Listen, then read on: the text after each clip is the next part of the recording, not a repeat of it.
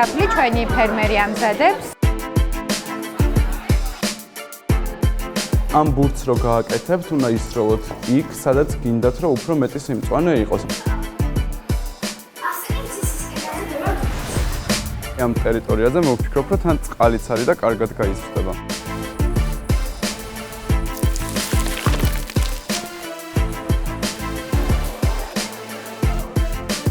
Thank you so much.